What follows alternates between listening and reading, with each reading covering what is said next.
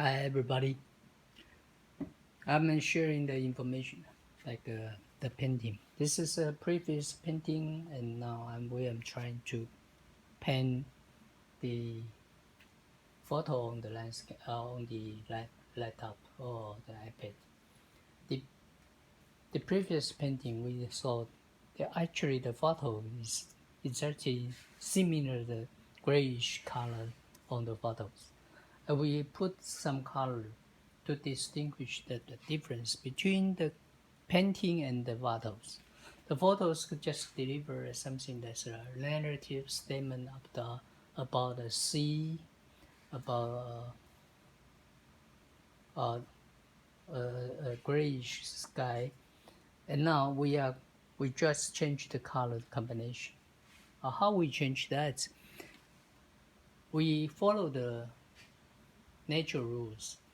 When we observe the nature, we find something, the color is come from the light, especially on the backside of the strong light. This kind of strong light create the color, and the color is belong to the objects, the intrinsic quality of the objects. For example, this is the water. So the water is combination is like blue and yellow. Sometimes that will miss like a green color. And if there is a strong light, we can see a little bit yellow. And the yellow, when the yellow color is fading away, it creating a subtle space. The sense of the space is come from the different saturation of the color or the different hue of the color. So the color pigment showing the subtle space. So we are not using a so-called perspective or vantage point to create a space. Instead, we are using more communication in the only painting. The dialogue from the color is more subtle and is more good look than just like a narrative statement, like a perspective line and showing the space. We heard about how we don't want to copy the photo, but we don't find the rule. So we are trying to do some experiments, like how we creating the color from the photos, from the grayish colors. From the grayish photos, they really put some color on the photo, on the canvas, I'm sorry. So this is the way to create that through the observation. As we know from the history, about 100, 200 years ago, like Monet, they watched the Lotus Garden. They found some beautiful light hitting on the ground, hitting on the water, creating some spray, something like sparkle of the light. So they're using the brush stroke to create a kind of feeling. They deliver the message, and hopefully that create a resonance between people and the painting. That is the way they deliver something in a couple hundred years ago. But recently, in last few decades, we developed a camera. The camera is so popular now. Everyone have camera right now. So easy to can take a photo. Instead, that is clearly describe everything. We call this is a narrative statement, and no longer like this one. This one is more like something, describe something, but it's not that accurate, not that specific shape. So it delivers something we call the dialogue. The dialogue between people and canvas is through the pigment. The arrangement of the pigment, the arrangement of the color or edge, the value, all these combination create a different dialogue. we are doing that experiment and try to classify into few categories. Try to build up something that we no longer copy the picture, but we have some rules. The rules we have a classification that's about 6 factors that we can put on the canvas. So we want to put on canvas, then we can have a normal way from the canvas, from the palette. The palette is showing that the color is basically we put on here, and if we have a cool middle warm the color, then we have a 3 original color, but 3 kinds of combination. So totally we have 9 colors to combine together. And we have a theme, white color, titanium white, and shade with the black ivory. This kind of the combination that can cover whole canvas. And we are using this, delivering from the palette and transferring to the canvas through the concept. So the concept actually is a rule from what we feel about the nature. When we are watching the sea, we feel that it is beautiful because it's great color piece. That a block of color. The color block, the bigger, it shows that the higher feeling, higher strong feeling. Then you can really touching your heart, because the bigger, it means something that is stronger. So we are trying to make the color block the bigger, but it's not possible because the nature of objects is object by object. So what is the common color hiding in between the objects? So we can analyze the same value, the same elements, because all the colors come from 3 kinds of color: red, blue, yellow. If we can define something that is in common, then we can create similar bigger picture on the canvas. The pigment we choose should be have same common space, common character in the photo. So we need to observe the photo, the detail, how is their quality, and how we can extract the beauty part of the quality to make them link together to be a bigger color block. So we try to do that, and I have to define some vocabulary that really connected the concept together. So I don't have to repeat the concept. We're using a whole sentence. We're just using a simple vocabulary. So we find that the interface zone is a good word, because the interface means the vertical and horizontal space, they meet together.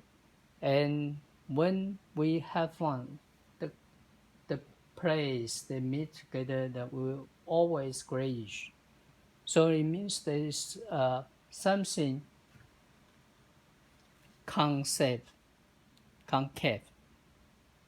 inside, and keep it a smaller space. So the object put here that will be jump up. Maybe that is our original idea.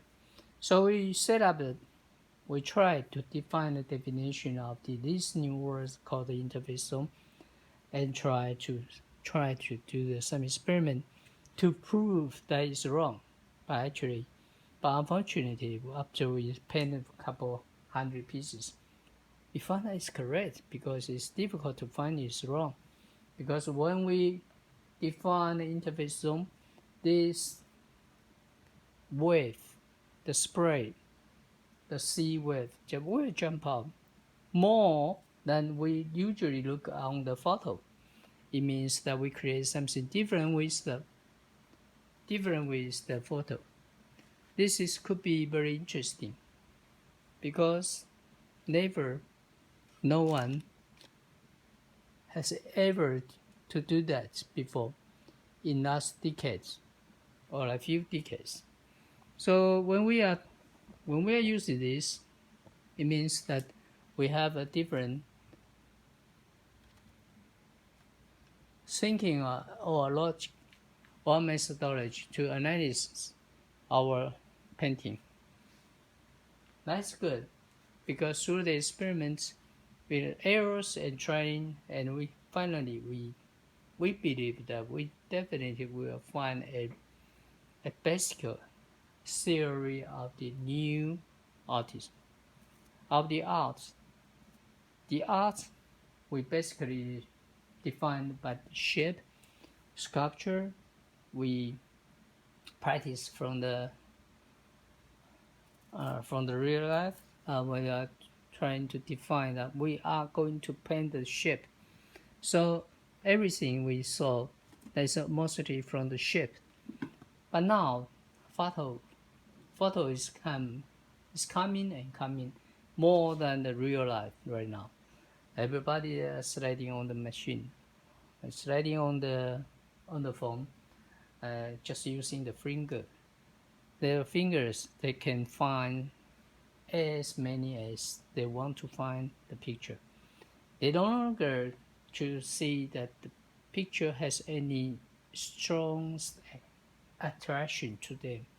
So if you want to attract the people's attention, it won't work. It won't work because the people believe that it's much more easier to find from the photos. So how the artist can survive? Because we have a strongest competitor we call the camera. But since camera is also can freeze the movements of the nature, so we can see the wave like this way. If we do that a couple hundred years ago, we won't see the wave freeze on the photos. We do the plein air, but it won't change all the time. How we find some detail. So the detail is come from through the photos. It become our friend, our alliance. When to create something, it could be a very good tool to create something. Why I'm saying so? Because all the Asian artists, or probably 200, 500 years ago, they all using the technical tool to paint the people, and each people they paint, they collect the money from that way, because it's not easy to find a real picture look like that. That's the way they survive. But now it's changed. People don't need to see the painting to remember something in the old time. They just have the camera and they can search on the Google, on the website, or on the Facebook. They all come from easily using the finger touch. They can get everything. So the photo and the specific shape we call narrative statement is no longer that important than before. We should try to deliver something else more than far beyond the photos. So the narrative statement need more dialogue between the painting and what we are trying to describe.